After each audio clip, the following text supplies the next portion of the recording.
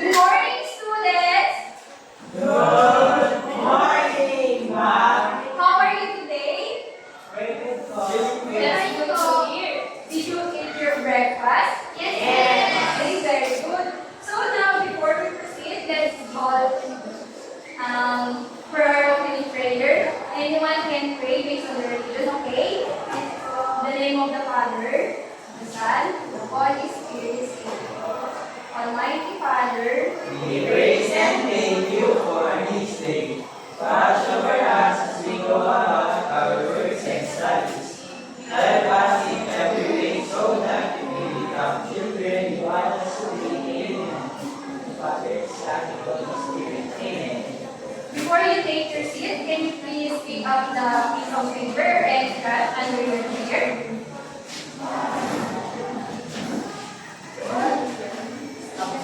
Thank you. You may now take your seat.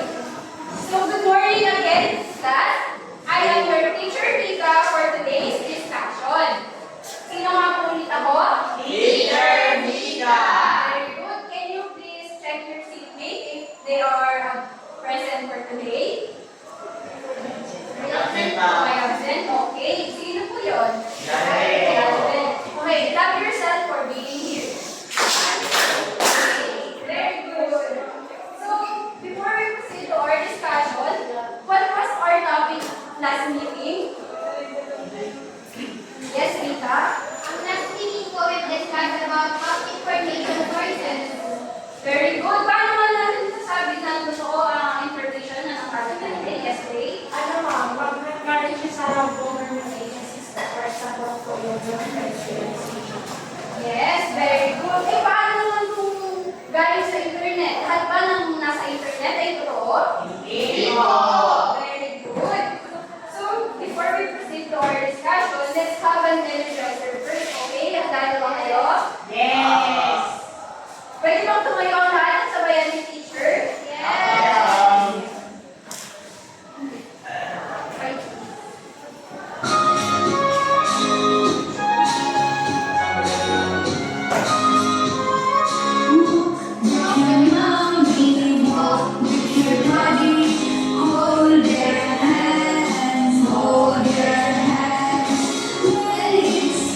Cross the road, look for the sound of heart.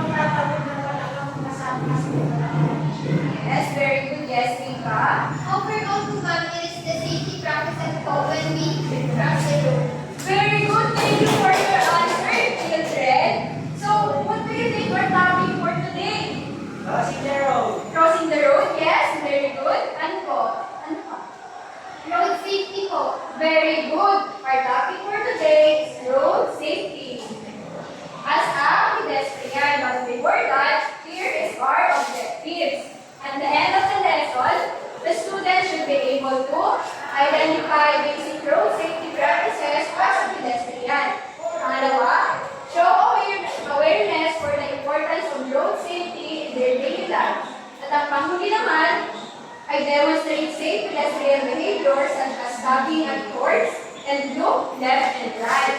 And for our classroom rules class, we have here a acronym of CARS, which C stands for caring. Treat everyone with kindness and respect. Okay, huwag kayong mag-aaway. Okay, magbigayan pag may nangihingi. Yes, Gian. Pangalawa, letter A. Be attentive. Pay attention and stay focused during lesson. Naintindihan mo ba, Gia, Drake, and Drika? Yes. Very good. So, behave, sit properly, and no talking. And lastly, letter R. Raise your hand when you want to answer. Don't answer in chorus. Understand, children? Yes. Yes, Drake? Pag may question ka mo, You can also raise your hands when you want to pass, okay? Thank you, very good. So, road safety as a pedestrian. Let's talk about the sign we can see in the road. Are you familiar with this sign? Yes. What is this? Traffic lights. Traffic lights, very good. How do you think how it works? Paano niyo sasabi na gumagana ito? Yes, Ray? pag pag umiilaw mo siya, pag walang ito, ganun mo. Yes, very good. Para saan kaya itong traffic light na ito? Yes, Vika? Para po pag nagawin yung mga bata, safe po sila. Very good. Yes, Nathaniel? Yes, accurate. Thank you, children. So this traffic light is considered to help the community to avoid traffic and avoid accidents. Intindihan mo po? So this is a traffic light. Very good, children. Ano ba? So traffic lights are reference to the car drivers. Ano daw po siya? Yes, very good. Traffic reference daw po yan ng mga car drivers. Kung magpapatuloy ba sila, hihinto o babagal, hihintihan po. Yan si Oscar. At dahil po doon, using 3 lights, doon po natin malalaman, doon po malalaman ng mga car drivers kung kailan sila dapat tumigil, bumagal, at magpatuloy. Hihintihan po. Ano kaya yung 3 lights ngayon? 3 color of lights? As well? Very good. So let's talk about the 3 color lights of the traffic light. Sa green daw po, the car should keep moving. Para saan daw po yung green? Very good. Paano dito? Ito ang nakatapat. Anong dapat gawin ng car? Magmumove po siya ng Mag-move forward. Patuloy lang po patuloy ang daloy ng kanilang pagdaan sa kalsada. How about the yellow one? The car should slow down. Kasi, in just a few seconds, magtuturn na ang color into red, which means dapat mag-stop na ang car. Ang car, very good. Car lang po. It's considered as cars. Ano po, any approaching vehicle should stop when the color of the traffic light appears. Okay? Yan po. Yes, So, ano ma'am. nga ulit kapag ganitong color? Stop. Very good. How about this one? Slow down. Slow down kasi. Alayaw na po siya. Yes, very good. How about the last one? Oh, the car should keep moving na, okay? Okay. So, next naman po ay, how about with this one? Ano nga yan with Gian? Pedestrian. Ano yung sinabi mo nga kanina? Zebra light, zebra pattern. We must look for the zebra pattern. Naintindihan po, if this is the zebra pattern in the car. Ay, ito, in the road, yes, in the road. Thank you, Chika. Para saan kaya yan? Yes, Nathaniel? Tama, tawiran ng mga tao. Ano kaya ang tawag dun sa mga tumatawid? Yes, Gian? Pedestrian. Very good. Clap for Gian. Pedestrian, we are the pedestrian. But you as a kid must do or ask for a help bago tumawid kahit kung may pedestrian, okay? To avoid any Accidents. Very good. Ayan, so ang pedestrian daw po, itong zebra pattern ay kailangan lagi hanapin sa kalsada para maiwasan natin ang accidents at makatawid tayo without any fear for our safety. Naintindihan po?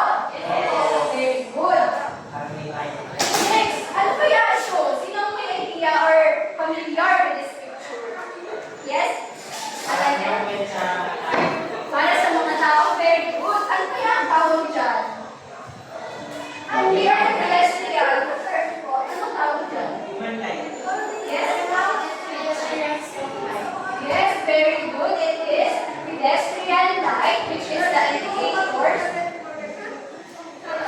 Traffic light for pedestrian. Yan naman yung indicators natin para tumawid. Kung ito ay indicator siya saan? Mga Vehicles, very good. Pero ito naman ay indicators for us as a pedestrian.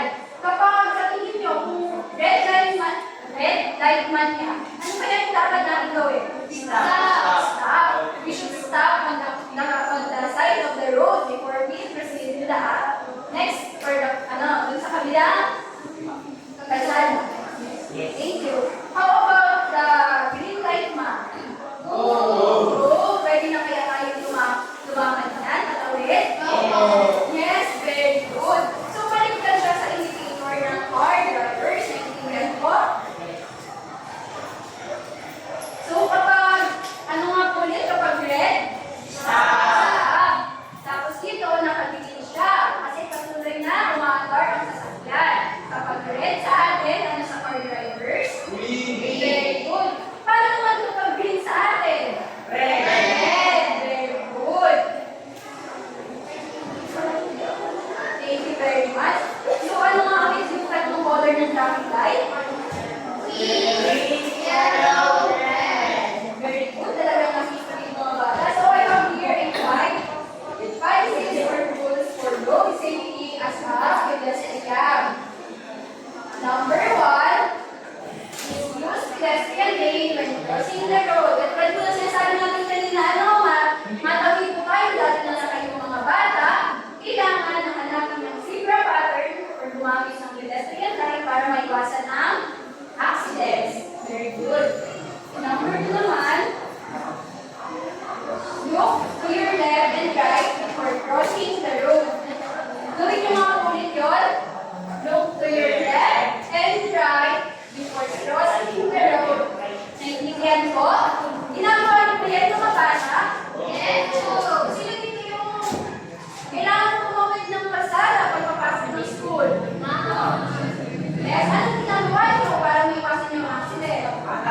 Nag-isabay po ako sa mga amigo kung sino ko pa sa Very good. Tama po yun. Ano? Yes, Gia. Very good. Yes, Daniel. Ay, sabihin natin kung tama yun. Ano yung ginagawa nila sa Daniel? So, sa number 2, look to your left and right before crossing the road. As a pedestrian, we must remember the 3 rules. Naintindihan? Ang stop, look, and listen. Ano nga po yung ulit? Stop, look, and listen. Stop muna bago tayo tumawid. Pag tayo magmamadali tumawid, ano po? Tama na po na Daniel. Yes. And listen to your left and right. Ano po? To your left and right if there are any approaching vehicle. Naintindihan po? Wala lang. Pwede na kayo tumawid. Kung wala mo sa inyong paligid, pakinggan niyo po kailangan ng nasa sakyan. Nakakanin ka kayo sa? Yes. Okay yan. Nakakanin ka ba? Buti naman. So number 3 is make sure there's no approaching vehicle before you cross the road. Okay, tama ba yung ginawa ni ginagawa ni Gian? Dapat yung tatawid, siguro muna na walang pagdating na sasakyan kasi may mga sasakyan na mas mabilis magpatakbo dahil tayo visual. Naintindihan ko? Yan. Yun. Natulad po na sa larawan, may sasakyan ba? Wala. Kaya tumawid siya. No?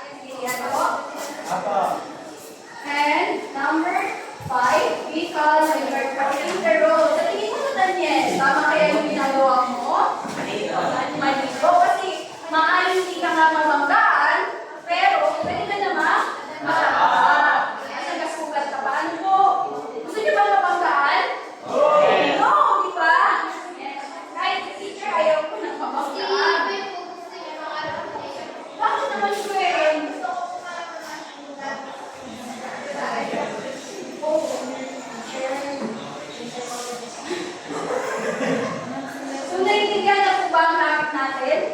Yes! Ano nga ulit ang tawag dito? Right. Right. Indicators or Vehicle. vehicles. How about this one? Pedestrian lights. Yes, human lights, yes. Pedestrian light and indicator for. Human. Anong color yung mga nakalagay dito sa traffic light? Red, yellow, green. Para saan ang red? Stop. Ang yellow? Slow down. Ang green? Oh. Very good. Ano nga ulit yung zebra pattern na dapat hanapin natin? Very good, class. That is dahil dyan, lalapit na tayo sa ating gawain. Based on our discussion, you will create a graphic organizer about 5 policies for road safety as a pedestrian and media box. Gawa na kayo.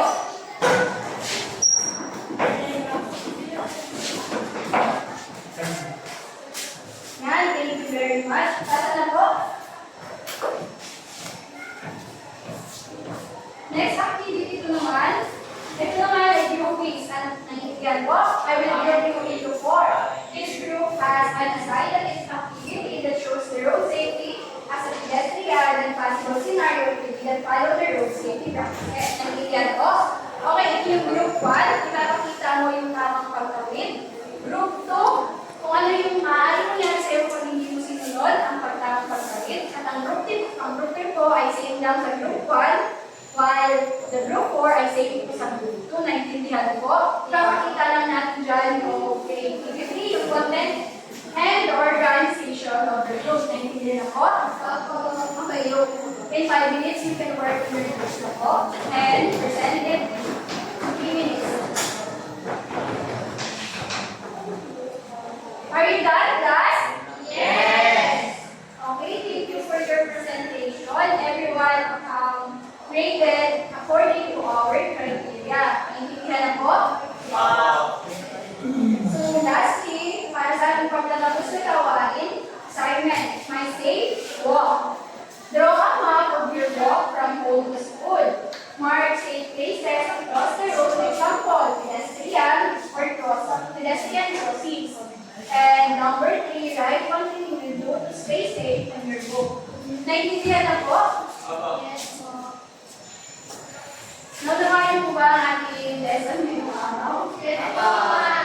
Mabuti ko ganun.